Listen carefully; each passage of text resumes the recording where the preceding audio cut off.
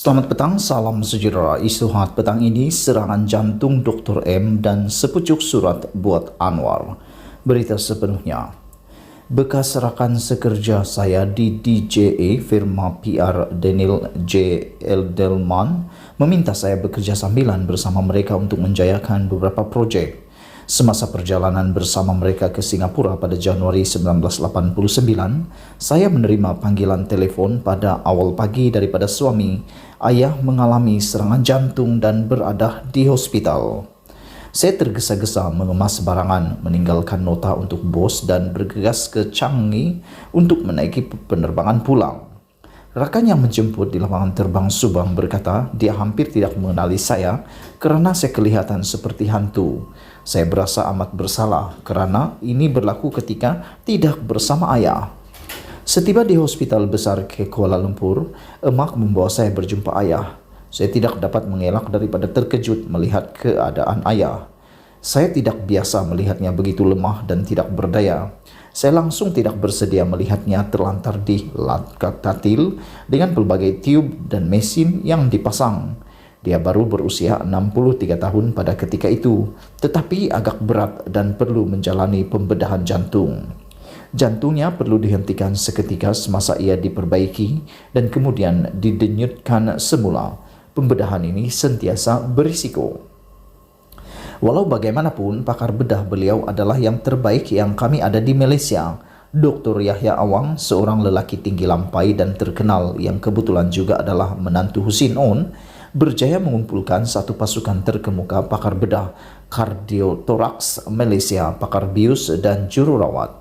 Dia mengambil berat untuk memberi taklimat kepada kami tentang prosedur yang bakal dilakukan, dan apabila saya bertanya tentang pelan susulan jika apa-apa berlaku kepada ayah sebelum pembedahan, dia tersenyum lembut dan berkata, ayah akan ditidurkan supaya dia boleh berehat dan segera sebelum dia menyediakan pisau bedahnya. Ayah juga tahu tentang risiko pembedahan besar itu yang perlu dilakukan dalam masa seminggu selepas serangan itu. Pada hari sebelum pembedahan, saya kebetulan duduk di tepi katilnya.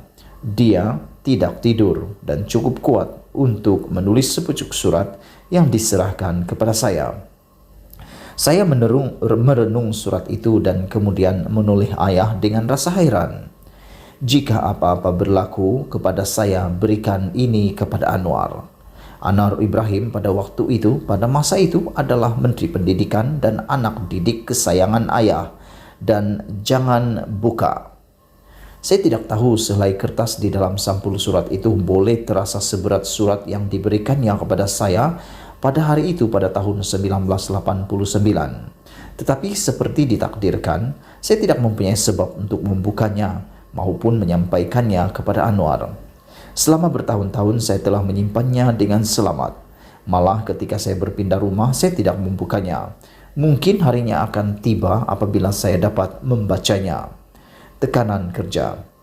Tidak mengejutkan, ayah mengalami serangan jantung pada penghujung tahun 80-an. Pada tahun-tahun sebelum itu, dia berhadapan pelbagai krisis, antaranya cabaran terhadap kepimpinan UMNO pada tahun 1987 dan peristiwa yang membawa kepada operasi lalang. Ini adalah kejadian yang merisaukan ibu semasa dia bersama saya di Kobe, dan dia berasa sangat sedih dan bersalah kerana meninggalkan ayah.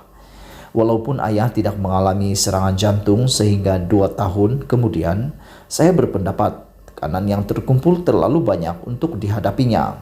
Doktor juga mendapati ayah tidak mempunyai masalah kolesterol, tetapi semua itu dipercayai akibat tekanan yang berkaitan dengan kerja. Kemudian saya menyadari bahawa salah satu punca serangan jantung adalah sikap panas baran atau cepat naik marah. Ada satu hari apabila atas sebab-sebab yang saya tidak ingat lagi tetapi tidak mungkin sangat penting, ayah agak kecewa dengan saya semasa kami minum teh di rumah. Saya sangat terkejut kerana ia berlaku secara tiba-tiba. Sesuatu yang sudah lama saya tidak saksikan dan saya pulang dengan linangan air mata. Saya rasa ayah juga sedar selepas penilaian semula hidupnya selepas pembedahan bahawa tidak berbaloi untuk terlalu marah. Saya jarang melihat dia hilang sabar sejak itu. Malah dia selalunya orang yang paling tenang apabila berlaku krisis, karena terdapat banyak lagi yang akan datang pada tahun-tahun berikutnya. Kami gembira karena pembedahan berkenan berjaya, bukan hanya untuk dirinya tetapi juga untuk negara. Kami juga lega karena ayah menilai semula cara dia menguruskan tekanan, memahami bahwa kesehatannya bergantung padanya. Dia mula mengamalkan disiplin yang coba disemaikannya ke atas diri kami dan mereka yang bekerja untuknya dengan cara makan yang betul dan tidak terlalu berlebihan. Sentiasa pastikan senaman dan tidur yang mencukupi serta tahu bila untuk berehat dan rileks. Setiap tahun dia akan coba pergi bercuti dengan ibu, sebaik-baiknya di suatu tempat yang cukup terpencil sehingga tiada yang boleh melawat mereka. Jika boleh kami menyertai mereka, kerana seronok melihat dia tidak memikirkan tentang kerja, sebaliknya bergelak ketawa dan bergurau senda dengan kami. Artikel ini adalah terjemahan daripada petikan buku terbaru Maria Mahathir, The Apple and the Tree.